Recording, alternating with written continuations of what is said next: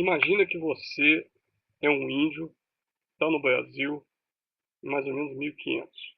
Ou você é um inca, está lá no Peru, mais ou menos quase na mesma época. E aí chega um bando de espanhóis, vestindo roupas totalmente diferentes, e leem para você o que eu vou ler agora.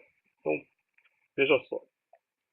Em nome de Sua Majestade, eu, seu servidor, mensageiro, notifico e faço saber da melhor forma possível que Deus, nosso Senhor único e eterno, criou o céu e a terra. Deus, nosso Senhor, confiou todos os povos a um único homem chamado São Pedro, de modo que ele era o Senhor superior a todos os homens do mundo, e deu-lhe todo o mundo para seu domínio e jurisdição.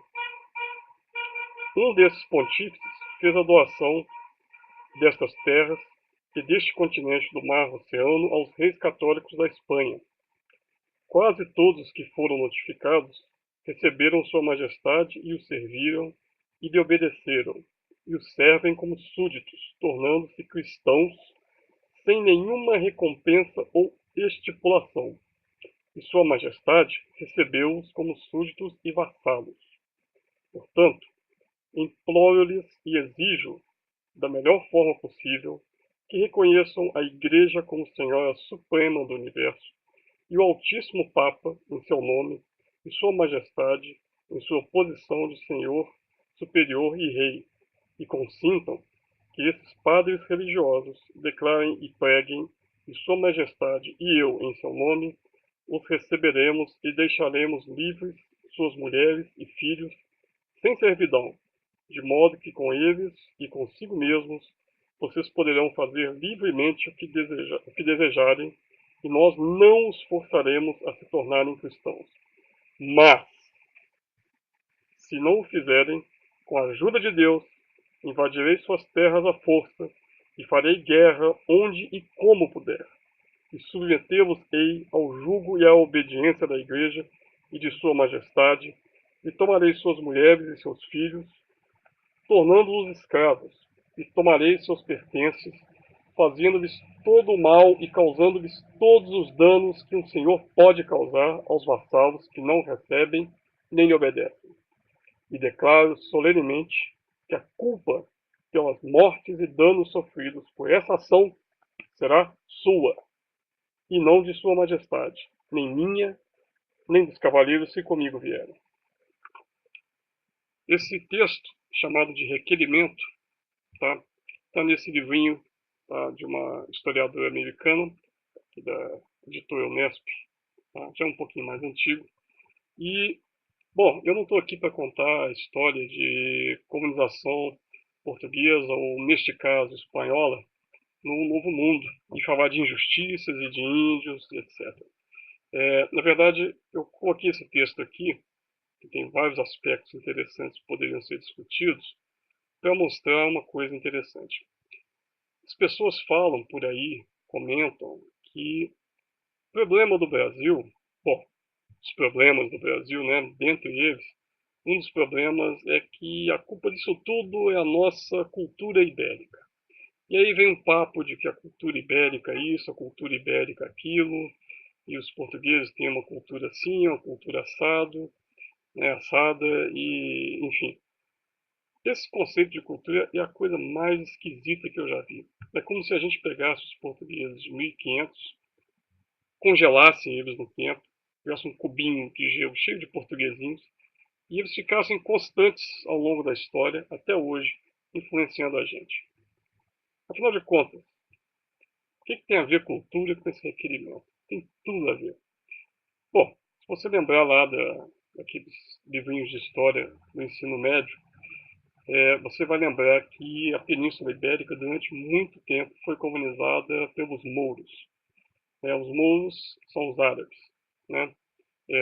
Muito bem. Essa colonização dos árabes, obviamente, como qualquer colonização em qualquer processo histórico, né, fez com que as culturas locais, os portugueses, espanhóis, né, tivessem alguns elementos de fusão com a cultura árabe. Esse requerimento, explica a Patrícia Si, é basicamente uma tradução da jihad. A jihad é essa mesma jihad que a gente ouve falar hoje em dia aí, que de vez em quando né? Os caras ficam invocando contra poetas ou humoristas europeus, porque alguém fez uma caricatura de Maomé, etc. A tal da Guerra Santa, né? Obviamente não é uma tradução ipsis literis, porque foi adaptada, tá, com a cultura e com, né, os elementos locais dos espanhóis. Então, se você é um Inca, um Azteca, tá, e está aqui no Novo Mundo, esses caras chegavam e liam isso para você em espanhol. É isso mesmo. Parece aqueles filmes americanos em que o cara desce em Marte e o marciano fala inglês. Então você imagina que maluquice que é. Bom, agora faz uma pausa, né? A gente em economia sempre fala do papel dos incentivos. Uma das piores coisas que tem para ouvir é o sujeito virar para você e falar que não tem nada, isso não tem nada a ver, que é tudo culpa da cultura. E aí você tem que perguntar para o cara, qual cultura você está falando? Aparentemente, a cultura ibérica, né, que serviu de base burocrática para a conquista do mundo, Novo Mundo, é no fundo a cultura islâmica, que é muito mais milenar e blá blá blá e tal, aquele papo todo daqueles orientalistas sobre misticismo e tá, etc.